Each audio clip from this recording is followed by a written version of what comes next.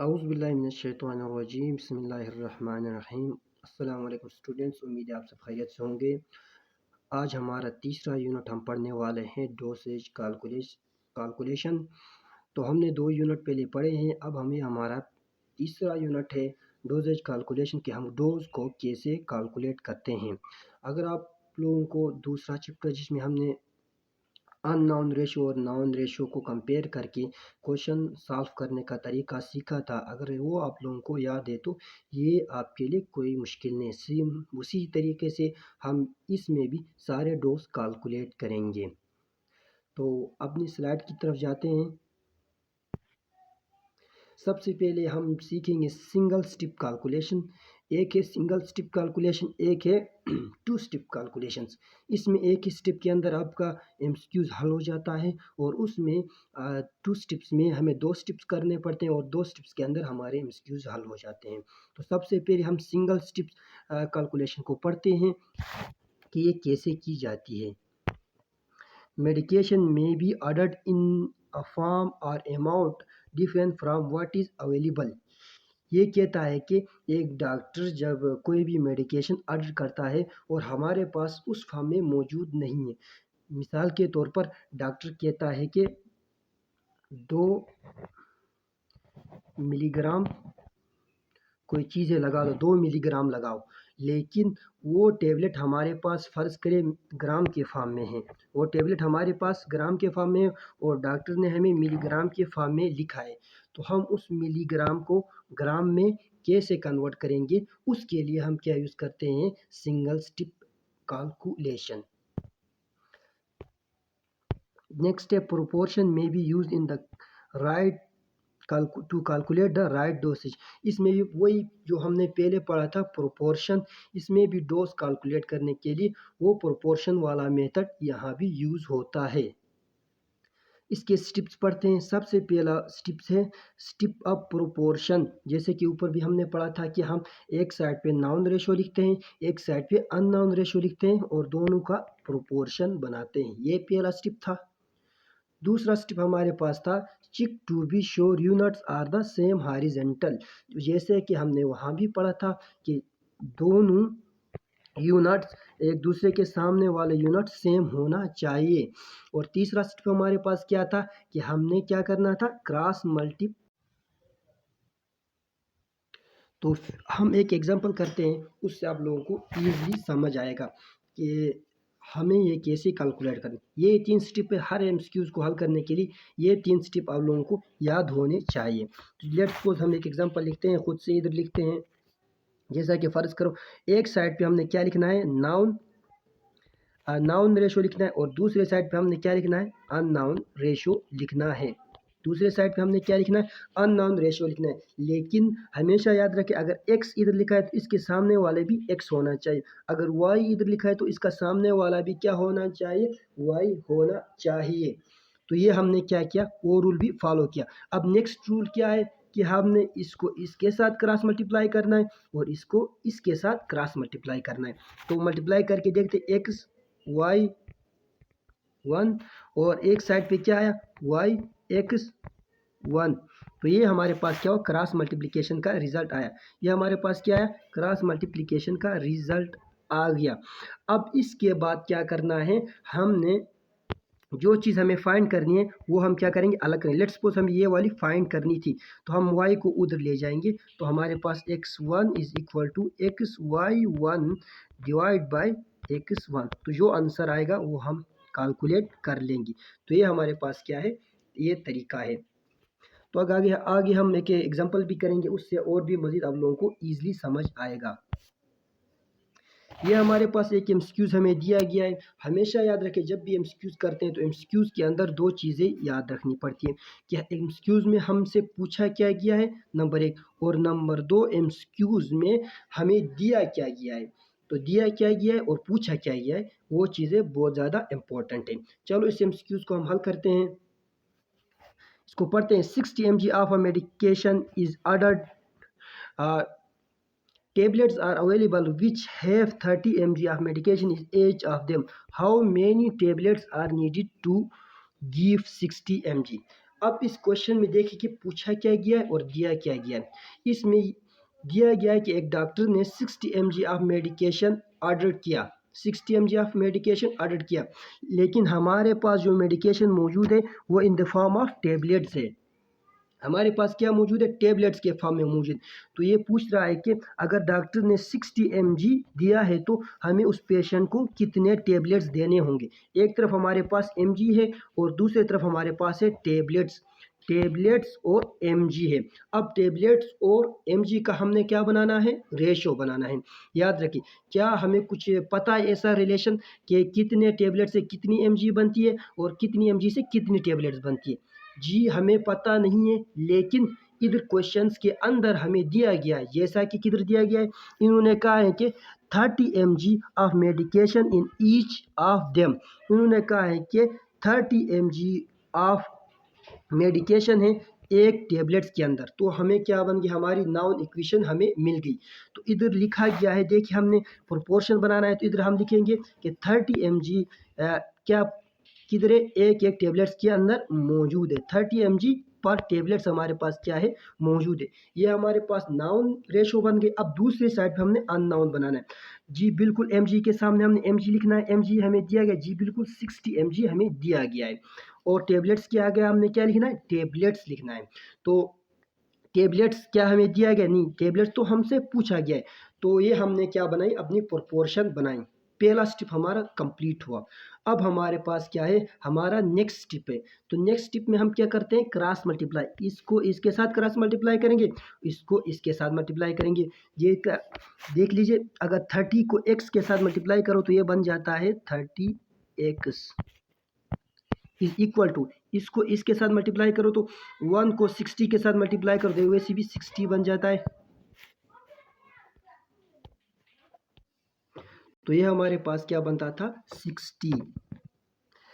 अब ये स्टेप भी कंप्लीट हुआ, लेकिन हमें मालूम क्या करना है, ये x मालूम करना है। तो हमें क्या करना, जो चीज़ हमें मालूम करना हो उसको हम अलग करते हैं। हम अलग कैसे करेंगे, देखिए हम इस 30 को उधर ले जाएंगे, उस 30 को अलग करके उधर ले जाएंगे। अगर ये 30 इधर मल्टीप्लाई हो रहा है तो ये रूल है कि वो इक्वेशन की दूसरी तरफ जाएगा तो ये डिवाइड होगा। जो इधर मल्टीप्लाई होता है वो इक्वेशन के दूसरी तरफ जाके डिवाइड होगा, तो ये 60 के नीचे आएगा। जैसा कि इधर आएगा ये 30, तो ये हमारे पास क्या है, 30 आया, और यहाँ से हमारे पास 30 क्या हुआ, ख़त्म हो गया। क्या हुआ हमारे पास, 30 ख़त्म।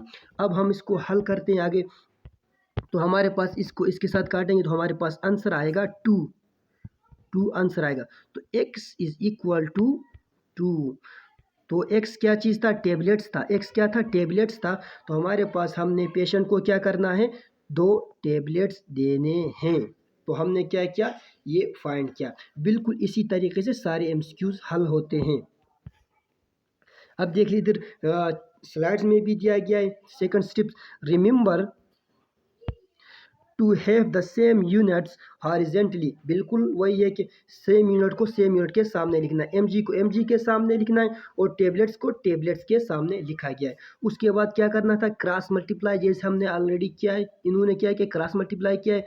तो ये इसका क्या है, आंसर। उसके बाद जो चीज़ हमें फाइंड करना था वो क्या किया है, अलग किया है। 30 हमें फाइंड कर x हमें फाइंड करना था, तो 30 को इससे अलग करके उस साइड पे भेजा।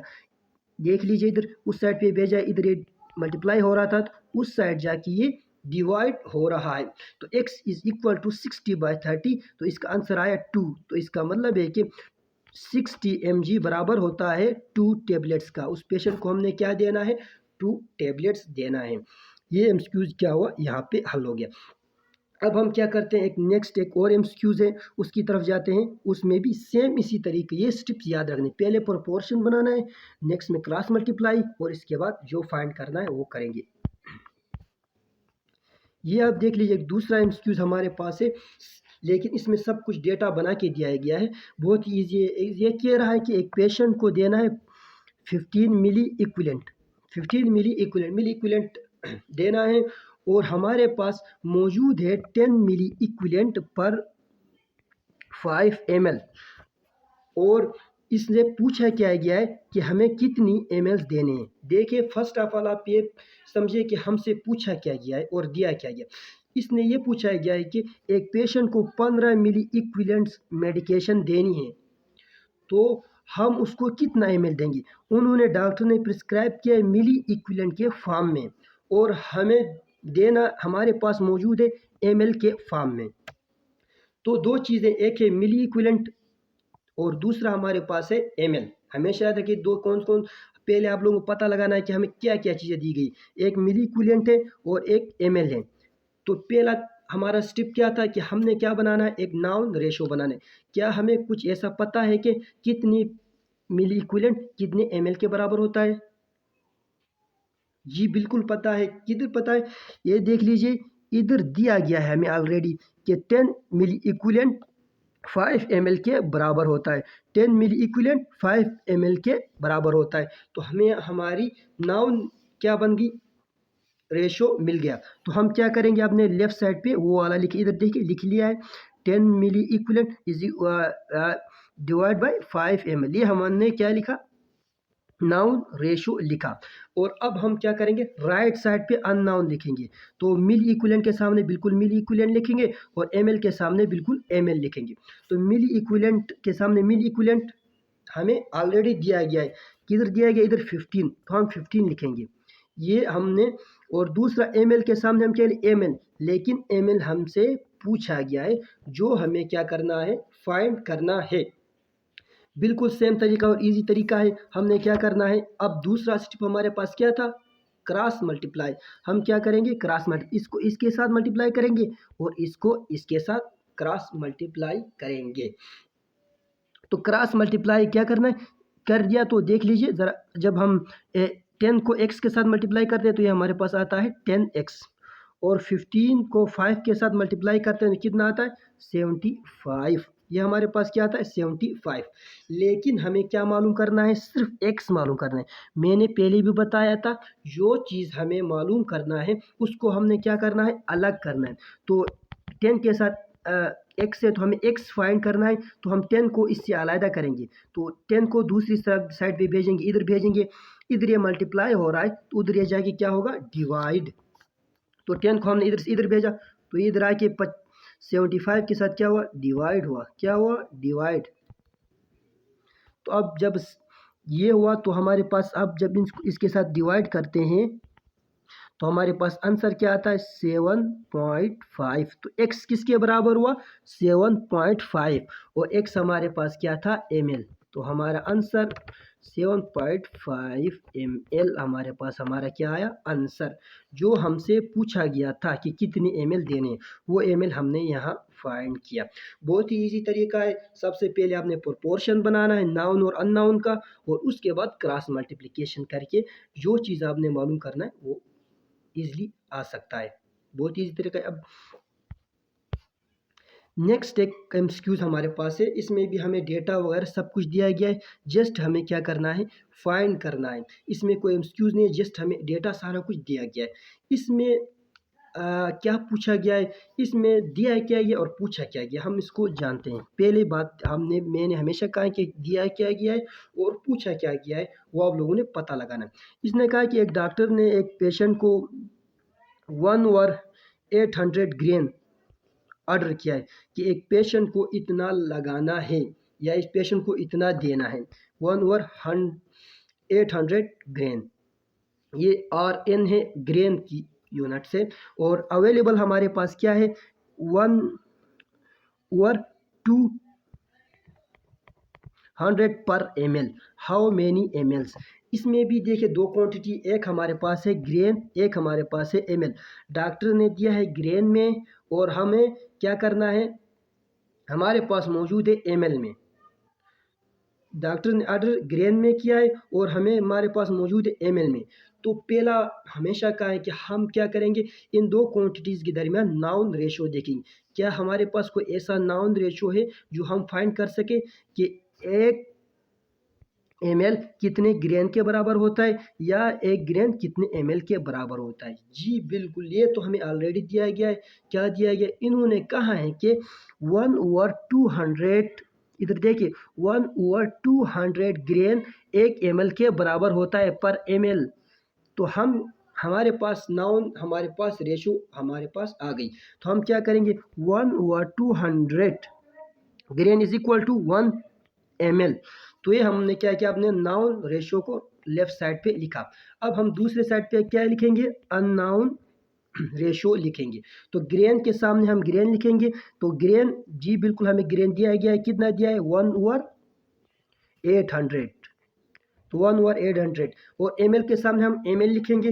तो एम बिल्कुल हमें एम का पता नहीं है, जो हमें मालूम करना है। तो हम एम के साथ क्या लिखेंगे, XML। हम क्या लिखेंगे, XML।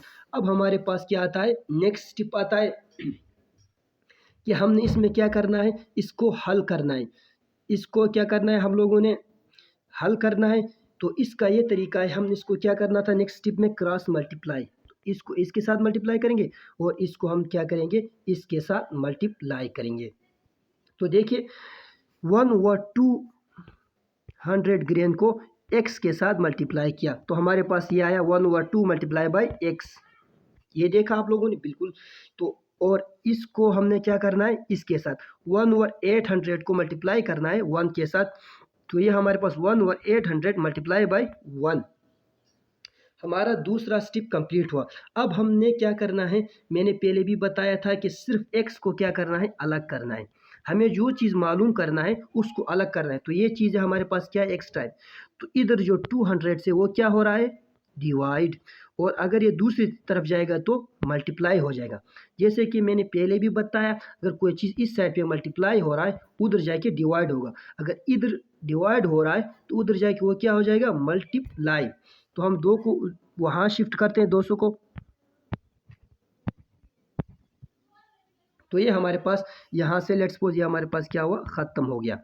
तो 1 को मल्टीप्लाई करो तो उसका वैसे भी आंसर x मल्टीप्लाई बाई 1 तो x ही आता है। तो हम इसको अब क्या करेंगे, क्रॉस करेंगे। अब इसको इसके साथ हम क्या करेंगे, काटेंगे। तो ये 0 0 के साथ कट गया, 0 0 के साथ कट गया। तो हमारे पास बचा 2 और 8। जब 2 को 8 पे डिवाइड करते तो हमारा आंसर आता है 0.25। इसको 2 को 8 पे डिवाइड करते हैं, हमारे पास आंसर क्या आता है, 0.5। तो हमारे पास हमारा x क्या आया, 0.25। तो हमने अपना x मालूम किया। हमारा x क्या था, ml था, ml हमारा x था। तो हमारे पास कितने ml हुए, 0.25। तो ये हमने क्या किया, अपने क्वेश्चन को सॉल्व कर लिया। बिल्कुल ये तरीका है, सारे एमसीक्यूज के लिए तरीका है। पहले आपने एक प्रोपोर्शन बनाना है, उसके बाद क्या करना है, एक साइड पे नाउन प्रोपोर्शन लिखना है और दूसरे साइड पे अननाउन प्रोपोर्शन लिखना है। और उसके बाद क्रॉस मल्टीप्लाई करनी है और जो चीज़ मालूम करना है उसको अलग करना है। और जिस तरह हम नॉर्मल सॉल्व करते हैं उस तरह सॉल्व करके अपना आंसर निकालना है।